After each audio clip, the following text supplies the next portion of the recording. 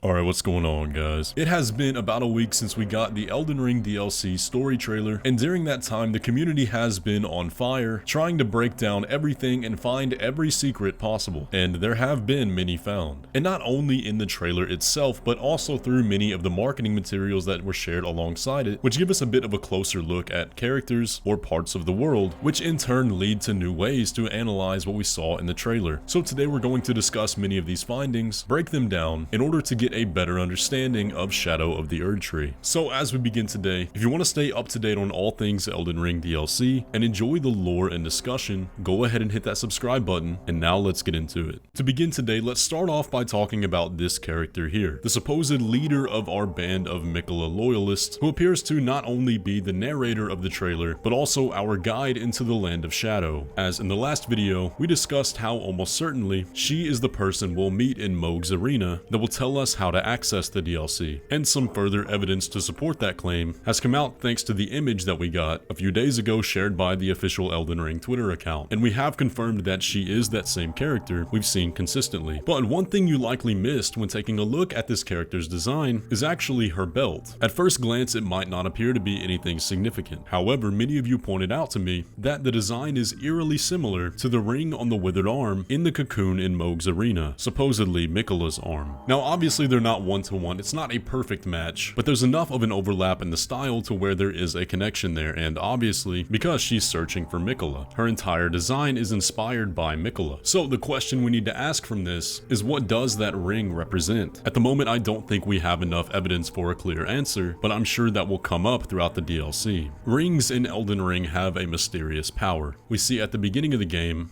Melina finds our body and places a ring on our finger before we awaken. Our fate with Ranni is bound by the Dark Moon Ring, which allows us to complete her quest, summoning her to enact her destiny at the end of the game. So perhaps it's this latent power in Miquellas' ring that allows us to travel to the land of Shadow, or this ring could be an object that this character is seeking out in hopes of becoming Miquellas' consort. After all, we know Miquella is waiting for a promised lord.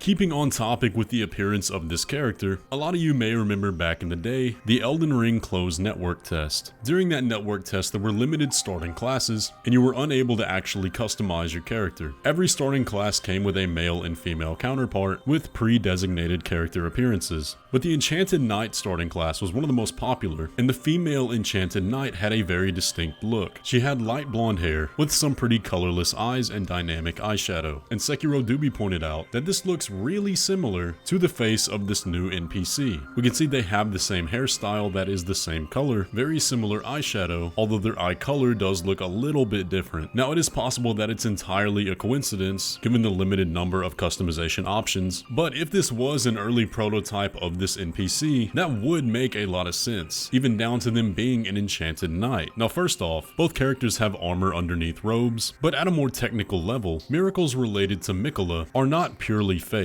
For example, the triple rings of light and Radagon's ring of light require an equal amount of faith and intelligence. But we can tie the Carian Knights directly to Miquella. The Miquellan Knight sword reads, "Sword forged by servants of Miquella of the Hidettree," with the design modeled after those carried by the Carian Knights. Instead of glintstone, however, amber from the Hidettree is embedded in the blade. Not to mention Loretta, a knight of the Hidettree, primarily wields Carian sorceries. But what may actually seal the deal on this being an early version of this NPC is the 1.0 description of Loretta's helmet. The old description read, "Silver helm of the Arbor Sentinels who served the sacred tree of Miquella, the Scion Empyrean. Features a huge circular wood crest. Hailing from Rhea Lucaria, these enchanted knights once belonged to the Carian royal family, but were later gifted to Miquella, recipient of the vision, by King Consort Radagon." So I don't think the name of this class being Enchanted Knight is any kind of coincidence, and the female Enchanted Knight from the network test, looking almost exactly like this new servant of Miquella, is a little bit too on the nose for me. So when we finally meet this NPC in the DLC, I wonder if that face is going to be exactly the same. Or we'll find out in her lore that she used to be a Carian Knight that ended up swearing allegiance to Miquella. If I had to guess what happened, I think FromSoftware designed this character back then with their role as this NPC in mind, but decided to use their character model for the Enchanted Knight class in the network test, knowing that they ultimately wouldn't be in the version of the game that releases to the public. So what do you think? Coincidence or not? There are a lot of things back in the CNT and 1.0 version of the game that can very easily be tied as references to the DLC, but that's a whole rabbit hole we're not going to go down right now.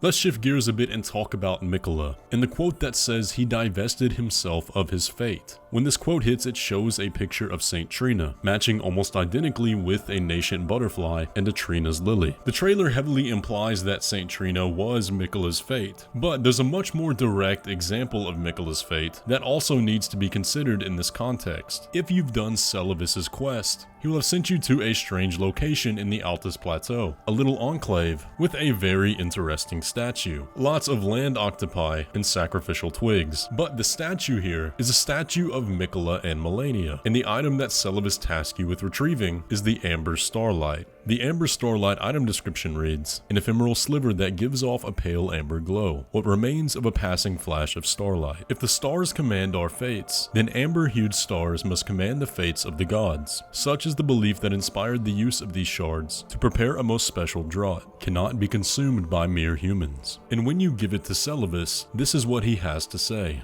Then I'd like you to procure something. A rather unique starlight shard that glistens with amber. With that, my special draught will gleam with nectar sweetness, and even a demigod would be slave to its charms. To think this was once a demigod's very fate. My, oh my, oh my. What makes this so interesting is that this is the key ingredient in making Celavis's draught compelling to even a demigod, and we know that one of the key characteristics of Miquella is compelling affection and wielding love to shrive clean the hearts of men. So when we find this Amber Starlight under this statue of Miquella, we are literally finding a remnant of the fate that Miquella divested himself of. But how this connects with the instance in the story trailer is that although this location is now unnamed, once upon a time in development, it was known as Saint Trina's Hideaway. So perhaps that answers our question of why we have to kill Radahn in order to access the DLC, since part of Miquella's fate is tied to those so-called Amber Stars. But of course there may be much more to the picture than that, and to what full extent Saint Trina is tied to that fate, well, we'll just have to wait and see.